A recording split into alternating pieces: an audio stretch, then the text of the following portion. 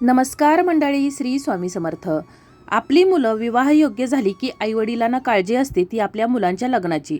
आपल्या मुलांचं योग्य वयात लग्न व्हावं, त्यांना त्यांच्या मनासारखा जोडीदार मिळावा आणि आपल्या मुलांचा संसार हा सुखाचा व्हावा अशी सर्वच आईवडिलांची इच्छा असते आणि त्यानुसारच आईवडील आपल्या मुलासाठी स्थळ देखील पाहत असतात.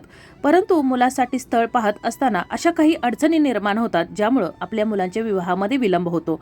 मग त्यामध्ये कुंडली दोष असेल किंवा मनासारखं स्थळ येत नाही, मनासारखं स्थळ आलं तर काही अडचणींमुळं ते लग्न मोडलं जातं किंवा एखाद्या मुलाला किंवा मुलीला प्रेमविवाह करायचा असेल आणि त्यामध्ये देखील अडचणी निर्माण होतात आणि यामुळं आईवडील तसंच मुलं मुली ही नेहमी टेन्शनमध्ये असतात, काळजीमध्ये असतात. परंतु आपल्या मुलांच्या विवाहातील या अडचणी दूर करण्यासाठी जर आपण काही विशिष्ट तिथीला जर काही प्रभावी उपाय केले तर आपल्या मुलांच्या विवाहामध्ये येणारे हे जे अडथळे आहेत तर ते सर्व काही दूर होणार आहेत आणि तुमच्या मुलांना मनासारखा जोडीदार मिळणार आहे. कुंडली दोष असेल किंवा प्रेमविवाह करायचा असेल किंवा इतर कोणते दोष बाधा असतील तर त्या देखील यामुळे दूर होणार आहेत.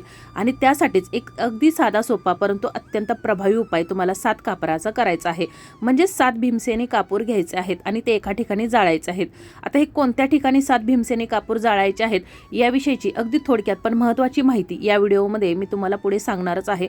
पण त्यापूर्वी चॅनलवर जर तुम्ही नवीन असाल तर चॅनलला सबस्क्राईब करा, जेणेकरून आपले असेच येणारे नवनवीन माहितीमय आणि भक्तिमय व्हिडिओ तुमच्यापर्यंत पोहोचत राहतील. तसेच व्हिडिओ पाहताना व्हिडिओला लाईक करायला देखील विसरू नका. तसेच कमेंटमध्ये श्री स्वामी समर्थ हे देखील लिहायला विसरू नका. तसेच हा व्हिडिओ तुम्ही कोणत्या ठिकाणाहून पाहत आहात हे देखील लिहा. तर सध्या पवित्र अधिक मास सुरू आहे आणि अधिक मासामध्ये केलेली कोणतीही सेवा असेल, उपाय असेल तर त्याचं आपल्याला अधिक पटीनं फळ प्राप्त होतं. त्याचबरोबर अधिक मासामध्ये कोणतंही शुभ कार्य केलं जात नाही, परंतु आपल्या मुलांच्या विवाहातील अडचणी दूर करण्यासाठी या अधिक मासामध्ये आपण उपाय सेवा तर नक्कीच करू शकतो. आणि या अधिक मासामध्ये जर तुम्ही उपाय सेवा केल्या तर माता लक्ष्मी आणि भगवान श्री हरिविष्णू यांचा आशीर्वाद तुमच्या मुलांना लाभणार आहे आणि मुलांचा लक्ष्मी नारायणासारखा जोडा देखील जमणार आहे. आणि म्हणूनच या अधिक मासामध्ये तुम्हाला हा उपाय करायचा आहे. तर आपण हा जो उपाय पाहणार आहोत तर तो तुम्हाला शनिवारी करायचा आहे. शनिवारी काही कारणास्तव तुम्हाला करणं शक्य झालं नाही तर मग तुम्ही सोमवारी करू शकता. सोमवारी जर काही कारणास्तव करणं शक्य झालं नाही तर तुम्ही गुरुवारी हा उपाय करायचा आहे. म्हणजेच शनिवारी, सोमवारी किंवा गुरुवारी या आठवड्यातील 3ही वारी कोणत्याही तुम्ही वारी करू शकता. जर तुम्ही शनिवारी या उपायाला सुरुवात जर केली असेल तर दर शनिवारी तुम्हाला हा उपाय करायचा आहे. जर तुम्ही सोमवारी या उपायाला सुरुवात करत असाल तर दर सोमवारी तुम्हाला हा उपाय करायचा आहे. गुरुवारी करत असाल तर दर गुरुवारी हा उपाय करायचा आहे.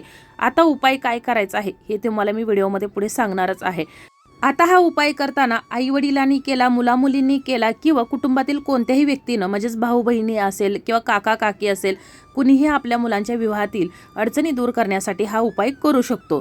तर ज्या दिवशी तुम्ही हा उपाय करणार आहात, शनिवारी उपाय करत असाल तर त्या दिवशी सकाळी तुमची मुलं ज्या वेळेला आंघोळ करत असतील तर त्यांच्या आंघोळीच्या पाण्यामध्ये तुम्हाला चिमूटभर हळद टाकायची आहे आणि तुम्हाला गंगाजल टाकायचं आहे. जर तुमच्याकडे पंचगव्य असेल तर अतिशय उत्तम, ते नसेल तर मग गंगाजल आणि हळद टाकायचे आहे. आता गंगाजल नसेल तरी देखील तुम्ही हळद टाकली तरी देखील चालेल. यामुळं काय होतं तर तुमच्या मुलांच्या कुंडलीमध्ये जो गुरुग्रह आहे तर तो मजबूत होतो, बळकट होतो आणि मुलांचं मन एकाग्र आणि शांत होतं. शरीरावरील नकारात्मकता ही दूर होण्यास मदत होते. आता तुमची मुलं जर नोकरीनिमित्त, शिक्षणानिमित्त घरापासून जर दूर असतील तर तुम्ही तुमच्या मुलांना या वस्तू आंघोळीच्या पाण्यामध्ये टाकायला सांगायच्या आहेत. आणि तुम्हाला जर शक्य होत असेल, म्हणजेच मुलांना जर शक्य होत असेल तर दररोज जरी या वस्तू आंघोळीच्या पाण्यामध्ये टाकल्या तरी देखील चालेल. त्यानंतर आंघोळीनंतर मुलामुलीने आपल्या नाभीला आणि कंठाला देखील थोडीशी हळद लावायची आहे.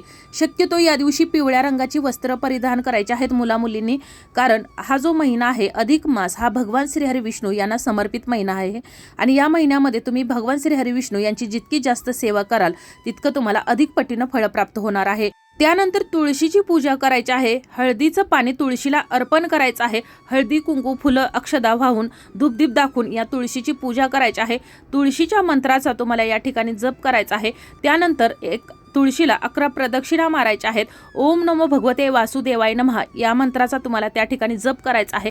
तुळशीला विष्णुप्रिया असं देखील म्हटलं जातं आणि म्हणूनच भगवान श्रीहरी विष्णू यांची पूजा करताना माता लक्ष्मीची देखील पूजा करायची आहे आणि तुळस ही माता लक्ष्मीचं स्वरूप आहे आणि म्हणूनच आपल्याला तुळशीची पूजा करताना भगवान श्रीहरी विष्णू यांचं देखील नामस्मरण करायचं आहे। त्यानंतर देवघरासमोर येऊन बसायचं आहे। सर्वप्रथम तर एक दिवा प्रज्वलित करायचा आहे। आता दिवा प्रज्वलित करताना एका प्लेटमध्ये अखंड पिवळ्या केलेल्या अक्षता घ्यायच्या आहेत, त्यावरती तुम्हाला एक दिवा ठेवायचा आहे। मातीचा असेल किंवा कणकेचा असेल तर अतिशय उत्तम।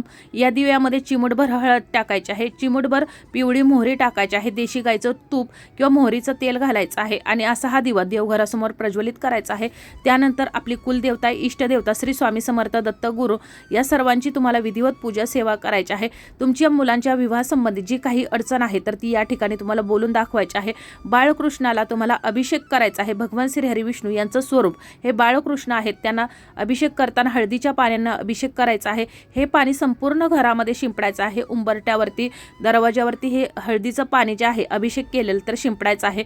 मुलामुलींनी तसेच कुटुंबातील व्यक्तीने हे पाणी घ्यायचं आहे। तर अशा प्रकारे तुम्हाला ही सकाळी सेवा करायची आहे। त्यानंतर आपल्याला जो उपाय करायचा आहे तर तो संध्याकाळी करायचा आहे 6:30 ते 7:30 या दरम्यान।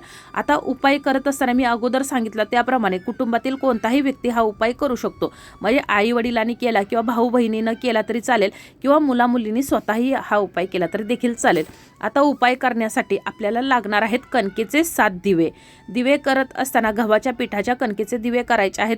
या पिठामध्ये तुम्हाला थोडीशी हळद टाकायची आहे, म्हणजेच कणिक मळताना थोडीशी हळद टाकायची आहे। त्याचबरोबर थोडंसं मोहरीचं तेल किंवा देशी गाईचं तूप या पिठामध्ये टाकायचं आहे। ही कणिक मळत असताना, दिवे बनवत असताना भगवान श्री हरी विष्णू श्री स्वामी समर्थ महाराज यांचं नामस्मरण करायचं आहे आणि तुम्हाला चौमुखी 7 दिवे बनवायचे आहेत, म्हणजे 4 वातीचे जे दिवे असतात ज्यांना आपण चौमुखी दिवे म्हणतो तर ते तुम्हाला करायचे आहेत। त्यानंतर एका प्लेटमध्ये तुम्हाला हे दिवे ठेवायचे आहेत।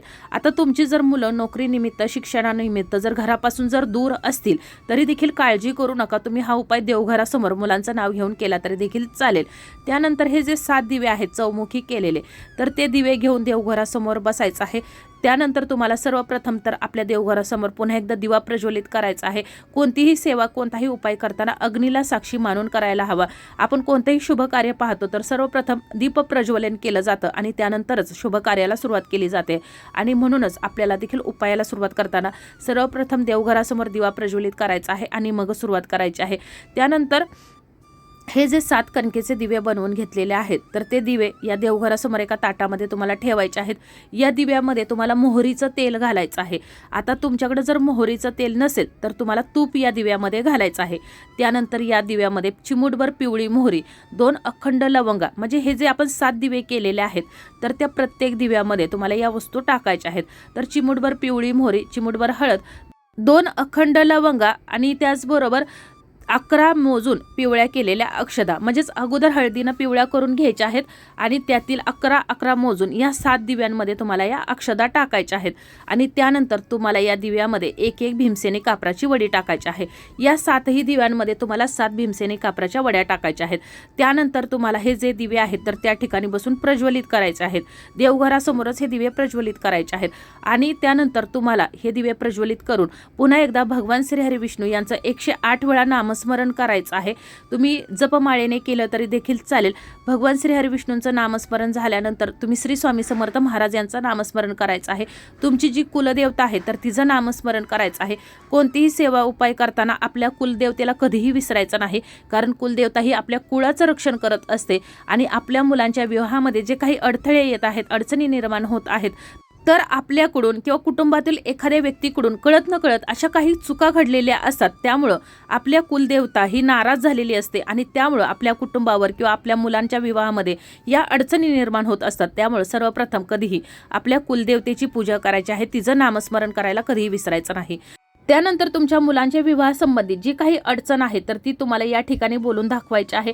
मनापासून श्रद्धेने तुम्हाला भगवान श्री हरी विष्णू, माता लक्ष्मी तसेच श्री स्वामी समर्थ आपले कुलदेवता आहे तर त्यांना आपल्या मुलांच्या विवाहातील अडचणी दूर करण्यासाठी प्रार्थना करायची आहे आणि त्यानंतर तुमच्या मुलाला किंवा मुलीला पाठावरती देवघरासमोर बसवायचं आहे आणि आपण हे जे दिवे केलेले आहेत 7, ज्यामध्ये आपण भीमसेनी कापूर आणि ज्या काही वस्तू टाकलेल्या आहेत, तर त्या दिव्याने तुम्हाला 7 वेळा या मुलांना ओवाळायचं आहे.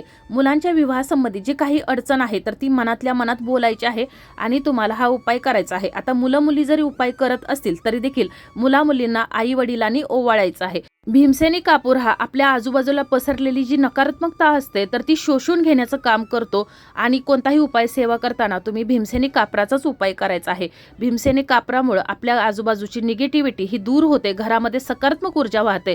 त्याचबरोबर भीमसेनी कापराच्या सुगंधानं माता लक्ष्मी आपल्या घराकडे आकर्षित होत असते आणि तिला आमंत्रित करण्यासाठी आपल्या घरामध्ये भीमसेनी कापूर जाळला जातो आणि आपल्या मुलांचा विष्णू नारायणासारखा जोडा जमावा यासाठीच आपण हा उपाय केलेला आहे. आता मुलांना ओवाळून झाल्यानंतर यातील एक दिवा आहे तर तो तुम्हाला देवघरासमोर ठेवायचा आहे. आपण अगोदर देवघरासमोर एक दिवा प्रज्वलित केलेला आहेच, त्याचबरोबर हा दुसरा देखील दिवा आपल्या मुलांच्या नावाने आपण अभिमंत्रित केलेला आहे. तर तो दिवा तुम्हाला देवघरासमोर पुन्हा ठेवायचा आहे. ज्या ठिकाणी बाळकृष्णाची मूर्ती ठेवलेली आहे तर तिथं किंवा तुमच्या कुलदेवतेच्या मूर्ती शेजारी किंवा प्रतिमे शेजारी तुम्ही हा ठेवू शकता. ठेवताना त्याखाली देखील तुम्हाला एक प्लेट ठेवायची आहे. चिमूटभर पिवळ्या अक्षदा ठेवायच्या आहेत किंवा फुलाच्या पाकळ्या ठेवल्या तर देखील चालेल आणि त्यावरती हा दिवा ठेवायचा आहे. दिवा कधीही आसन केल्याशिवाय प्रज्वलित करायचा नाही. म्हणजेच कोणतीही प्लेट ठेवा किंवा कोणतीही वस्तू ठेवा आणि त्यावरती हा दिवा प्रज्वलित करायचा आहे. त्यानंतर बाहेर यायचं आहे. आपला जो घराचा मुख्य प्रवेशद्वार आहे तर त्याच्या दोन्ही बाजूला तुम्हाला 2 दिवे ठेवायचे आहेत. आता दिवे ठेवत असताना त्याखाली देखील तुम्हाला प्लेट ठेवायची आहे आणि उपाय करताना 6:30 ते 7:30 याच दरम्यान करायचा आहे, कारण त्यावेळेला पृथ्वीवर माता लक्ष्मी ही वास करत असते आणि या दिव्याच्या प्रकाशाने ती आपल्या घराकडे आमंत्रित होत असते आणि तिला आकर्षित करण्यासाठी आपण हे दिवे प्रज्वलित केलेले आहेत. त्याचबरोबर आपल्या मुलांच्या विवाहासंबंधी ज्या काही अडचणी आहेत तर ते दूर करण्यासाठी आपण हे सेवा केलेले आहे. त्यासाठीच आपल्याला हे 2 दिवे मुख्य दरवाजाजवळ आपल्याला प्रज्वलित करायचे आहेत. त्यामध्ये जर भीमसेनी कापूर संपला किंवा तूप संपलं तरी तुम्ही त्यामध्ये आणखीन घालू शकता.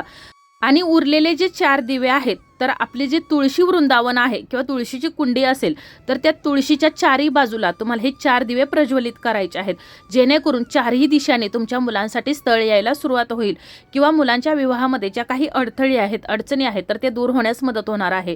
आता तुम्ही उपाय करताना हे दिवे प्रज्वलित करताना किंवा ओवाळताना हे दिवे ठेवताना आपल्या मुलांच्या विवाहासंबंधित अडचण आहे तर ती मनामध्ये ठेवायची आहे. म्हणजेच तुम्ही हा उपाय कशासाठी करत आहात, त्याचबरोबर आपली कुलदेवता श्री स्वामी समर्थ महाराज, भगवान श्री हरी विष्णू आणि माता लक्ष्मी यांचं तुम्हाला नामस्मरण करत करत ही सेवा करायची आहे. अगदी मनापासून शांतपणे आणि श्रद्धेने तुम्हाला हा उपाय आणि ही सेवा करायची आहे. कोणतीही सेवा करताना मनामध्ये कोणतीही शंका न ठेवता तुम्हाला ही सेवा करायची आहे. अशा प्रकारे तुम्हाला हे जे 7 दिवे आहेत तर ते या 7 ठिकाणी प्रज्वलित करायचे आहेत. मी अगोदर सांगितलं त्याप्रमाणे एक दिवा तुम्हाला देवघरासमोर, 2 दिवे तुमच्या मुख्य दरवाजाजवळ आणि 4 दिवे तर तुळशीजवळ तुम्हाला हे प्रज्वलित करायचे आहेत. तुम्हाला जसे शक्य होतील तर त्याप्रमाणे तुळशीजवळ ठेवायचे आहेत. म्हणजे तुळशीजवळ जागा जर नसेल तर तुम्ही त्या पद्धतीने तुम्ही ठेवायचे आहेत, पण 4 दिशेला 4 दिवे लागले पाहिजेत अशा पद्धतीने हे तुम्हाला दिवे प्रज्वलित करायचे आहेत. तुम्ही पुन्हा एकदा भीमसेनी कापराच्या वड्या या दिव्यामध्ये टाकल्या तरी देखील चालेल. मी अगोदर सांगितलं त्याप्रमाणे देशी गाईचं तूप घातलं, रात्रभर दिवे जर प्रज्वलित राहिले तर अतिशय उत्तम. त्यानंतर दुसऱ्या दिवशी सकाळी उठल्यानंतर देवपूजा झाल्यानंतर, तुळशीची पूजा झाल्यानंतर मुलामुलींनी हे जे दिवे आहेत तर ते घ्यायचे आहेत. स्वच्छ पाण्याने त्यांना धुवायचं आहे आणि ज्या ठिकाणी गोमाता असेल तर त्या ठिकाणी जायचं आहे. गोमातेला हे जे 7 दिवे केलेले आहेत तर ते खाऊ घालायचे आहेत. ही दिवे खाऊ घालत असताना एक चपाती घ्यायची आहे. या चपातीवर मुठभर चण्याची डाळ, एक गुळाचा खडा ठेवायचा आहे आणि ही जे चपाती आहे, गुळाचा खडा, ही चण्याची डाळ ही गोमातेला खाऊ घालायची आहे. गोमातेची तुम्हाला त्या ठिकाणी पूजा करायची आहे. गोमातेमध्ये 33 कोटी देवी देवता वास करत असतात, म्हणून तिचे चरण धुवायचे आहेत. हळदी कुंकू अक्षदा फुलं वाहून ज्याप्रमाणे आपण देवाची पूजा करतो तर त्याप्रमाणे तुम्हाला या गोमातेची सेवा पूजा करायची आहे. आणि हे जे 7 दिवे आहेत तर ते तुम्हाला त्या ठिकाणी गोमातेला खाऊ घालायचे आहेत. आता जर तुमच्या जवळपास जर गोमाता नसेल तर मग तुम्ही वाहत्या पाण्यामध्ये हे दिवे सोडून देऊ शकता. आणि मी तुम्हाला अगोदर सांगितलं त्याप्रमाणे जर तुम्ही शनिवारी हा उपाय करत असाल तर दर शनिवारी तुम्हाला उपाय करायचा आहे. गुरुवारी करत असाल तर दर गुरुवारी करायचा आहे. आणि जर तुम्हाला आठवड्यातून जर 2 वेळा करायचा असेल, म्हणजे शनिवारी देखील करायचा असेल आणि गुरुवारी करायचा असेल तरी देखील तुम्ही हा उपाय आठवड्यातून 2 वेळा देखील करू शकता. उपाय करत असताना तुम्हाला भगवान श्री हरी विष्णू, श्री स्वामी समर्थ महाराज, आपली कुलदेवता यांचं नामस्मरण करायला विसरायचं आहे. गोमातेची सेवा करायची आहे. भगवान श्री हरी विष्णू यांचं स्वरूप बाळकृष्णाची पूजा करायची आहे. आपल्या मुलांचा लक्ष्मी नारायणासारखा जोडा जमावा यासाठी त्यांना प्रार्थना करायची आहे। तुम्ही जर हा उपाय केला तर 21 दिवसात तुमच्या मुलांचा विवाह ठरणार आहे, मुलांसाठी योग्य स्थळ येणार आहे। प्रेमविवाह करायचा असेल तर त्या देखील अडचणी दूर होण्यास मदत होणार आहे। तसेच नुसते उपाय आणि सेवा करून चालत नाही, तर त्याला मेहनतीची देखील तितकीच जोड असायला हवी।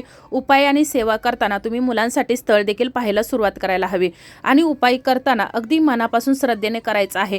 तर अशा प्रकारे आपण आज मुलांच्या विवाहातील अडचणी दूर करण्यासाठी कोणत्या ठिकाणी 7 कापूर जाळायचे आहेत, म्हणजे 7 कणकेचे दिवे करून कशा प्रकारे तुम्हाला ही सेवा करायची आहे याविषयीची अगदी थोडक्यात पण महत्त्वाची माहिती जाणून घेतलेली आहे। तरी देखील तुमच्या काही समस्या असतील, अडचणी असतील तर तुम्ही मला कमेंटमध्ये विचारू शकता। जर माहिती आवडली असेल तर व्हिडिओला लाईक करा, चॅनलला सबस्क्राईब करा आणि हा व्हिडिओ जास्तीत जास्त शेअर करा। धन्यवाद।